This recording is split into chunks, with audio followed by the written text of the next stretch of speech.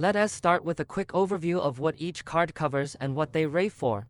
All 7 cards are independent modules. You can look at any of them on their own, but some of them are also connected to each other in a logical order. Let us start with the first one, the chord formula and chord diagram card. This one is a bit more on the theoretical side. The chord formulas are based on 1 octave, and in the 12-tone equal temperament system, that octave is divided into 12 semitones. On these 12 notes, it shows how each type of chord is built. On the back side, the top section shows how the chord diagram is structured. Unlike the usual vertical chord charts we're used to, this one is laid out horizontally. The biggest difference is that every position is labeled with its chord tone.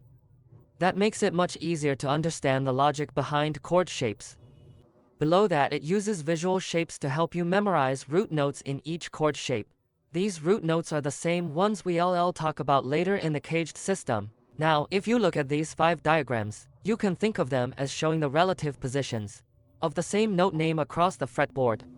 For example, the 3rd fret on the 6th string is a G. The open 3rd string and the 3rd fret on the 1st string are also Gs. A higher G can be found here on the 4th string, and another one here on the 2nd string. If you jump back to the 5th string and move up to frets, that is also a G. And a couple more spots across the board are GS as well. For now, just think of this as the relative placement of the same note on different strings. We'll dive deeper into how this works later when we talk about the caged system. The second card is all about chords. It lists chord shapes for all 12 root notes. Each root includes 7 common chord types. At the bottom on the back side, you'll find a full fretboard note map. The third card covers musical modes. On the front there is the circle of fifths. The upper left side shows the major perspective, and the lower left side shows the minor one. On the back you'll see 7 common keys with all the diatonic chords listed for each. The fourth card is about triads and the caged system. A triad is simply a chord built on 3 strings like C, E, and G. C, E, G makes a C chord. If you rearrange those notes like G, C, E, it is still a C chord that is what we call an inversion. In fact, most guitar chords we play are built from combinations of these triads. Once you understand triads, you'll have a much clearer idea of how chord shapes really work. The caged system is essentially a way to transpose chord shapes. The same shape, when moved to a different position, becomes a different chord. For example, the C shape. In one position it is a C chord, move it up and it becomes a D chord. Move it again and it is an E chord. There is also a close relationship between the caged system and scales, and we'll break that down in detail later on. The fifth card is about chord variations. When we start learning guitar, we usually begin with basic triads. Extended chords like major 7th, dominant 7th, 9th, or suspended chords are all created by slightly altering 1 or 2 notes in those basic triads. This section explains the principles behind those chord changes.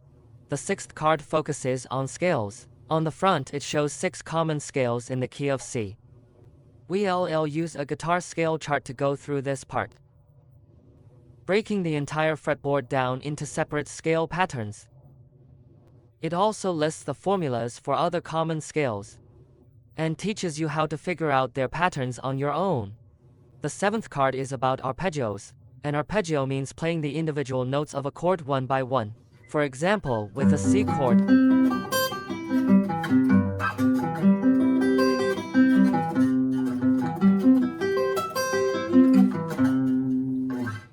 when we play a solo, we think about how each note fits with the chord underneath, whether it blends or clashes. That is why arpeggios are such an essential part of soloing.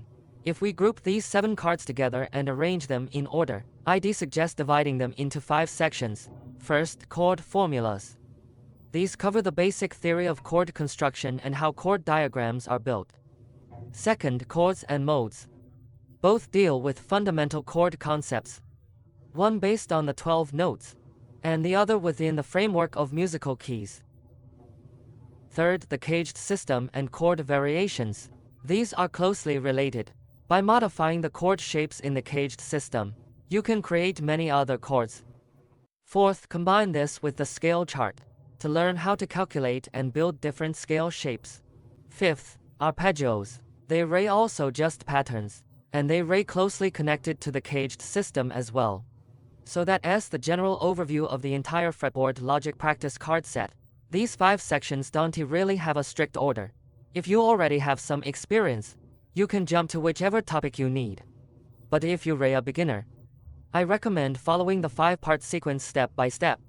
Alright, we'll stop here for now. In the next session, we'll start breaking down each card one by one.